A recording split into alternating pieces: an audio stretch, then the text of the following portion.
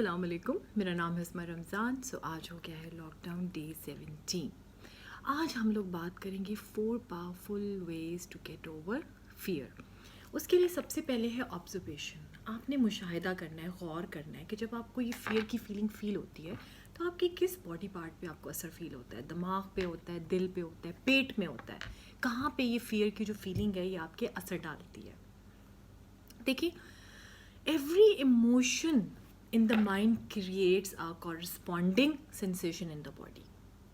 جس طرح کل آپ کو میں نے سانس کا بتایا تھا کہ ہر وری، ہر تھاٹ جو آپ کے دماغ میں ہوتا ہے اس کا ایک پیٹرن ہوتا ہے آپ کے سانس پہ. بالکل اسی طرح اس کا بھی ایک سینسیشن ہوتی ہے ایموشن کی آپ کی باڈی کے اوپر. When you observe the sensation تو کیا ہوتا ہے، the emotion gets transformed in a sensation in the body and وہ پھر ڈسپیئر ہو جاتا ہے. بیسکلی آبزرویشن جو ہے نا، اٹس لائک اے میڈیٹیشن کی ٹیکنیک. صحیح ہے نا. You observe the sensation and then the sensation get released and your mind become free. یہ بالکل اس طریقے سے یہ کام کرتا ہے. سیکنڈ، اگر یہ آپ کو بڑا مشکل لگ رہا ہے تو سیکنڈ چیز کیا ہے، وہ ہے بلانگنگنیس، سینس آف بلانگنگنیس. جب آپ کو ایک محسوس ہوتا ہے نا کہ آپ کا تعلق ہے خدا کی ذات سے، اس کائنات سے، اس کائنات کی حقیقت اعلیٰ سے، ایک ایک ہائر پاور سے آپ کا تعلق ہے اور وہ آپ کی ٹیک کیئر کر رہا ہے، تو پھر بھی آپ کو فیئر نہیں ہوتا. کیونکہ جیسا آپ کو میں نے پہلے بتایا تھا کہ جتنا ہماری زندگی میں خدا سے پہ اعتبار کم ہوتا ہے اتنا ہی ہماری زندگی کے اندر ڈپریشن جو ہے وہ داخل ہوتا ہے. تو جب آپ کو لگے گا نا کہ you belong to Allah, you belong to God, you belong to this world, تو فیئر جو ہے وہ آٹومیٹکلی خود بخود آپ کے نکل جائے گا. صحیح ہے. یہ ذرا آسان طریقہ بھی ہے. اچھا، پھر تھرڈ چیز کیا ہے کہ نو دا امپرمننس آف ایوری تھنگ، یعنی کہ جو ہر چیز ہے وہ غیر مستقل ہے. ٹھیک ہے نا. ہر چیز بدل رہی ہے، کوئی بھی چیز ٹھہری ہوئی نہیں ہے اور ایک ہی جگہ کے اوپر رکی ہوئی نہیں ہے. لوگ آپ کی زندگی سے جا رہے ہیں، آ رہے ہیں، آپ خود بدل رہے ہیں، آپ کی سوچ بدل رہی ہے، آپ کے خیالات بدل رہے ہیں، لوگوں کے ایموشنز بدل رہے ہیں، لوگوں کا رویہ آپ کے ساتھ بدل رہا ہے. ہر دنیا میں جو چیز ہے نا وہ چینج ہوتی ہے، بدلتی ہے.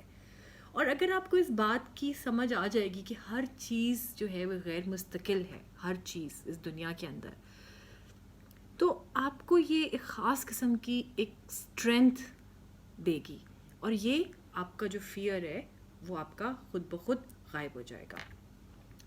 دیکھیں، جو فیئر ہوتا ہے نا وہ کیا ہوتا ہے بیسکلی. فیئر جو ہے it's just you clinging to something. Fear is clinging on, holding on, کسی چیز کو لیٹ گو نہ کرنا، دیٹ از فیئر.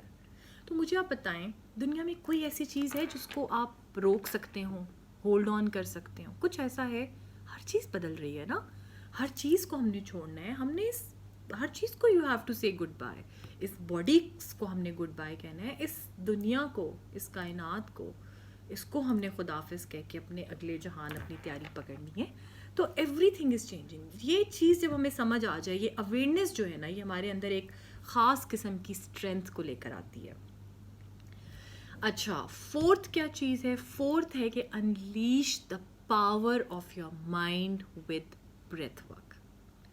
وہ بریتھ ورک کیا ہے جو ہم آپ کو جرنی ٹو جوائے میں سکھاتے ہیں. It's a purifying action with your breath. صحیح ہے نا. جیسا جو ہم لوگ آپ کو اس میں کراتے ہیں، آپ ٹرسٹ می کہ آپ کو پہلے گھنٹے، پہلی ہی کلاس کے اندر آپ کو اپنے مائنڈ میں ایک ڈفرینٹ ٹائپ کا فرق نظر آئے گا. آپ کی انرجی میں آپ کو ڈفرینٹ ٹائپ کا فرق نظر آئے گا. اور آکسیجن جو ہے وہ آپ کے ایک ایک باڈی کے سیل کے اندر جو ہے وہ پینیٹریٹ کر جاتی ہے. جیسے tension and stress being pull out from every cell of your body.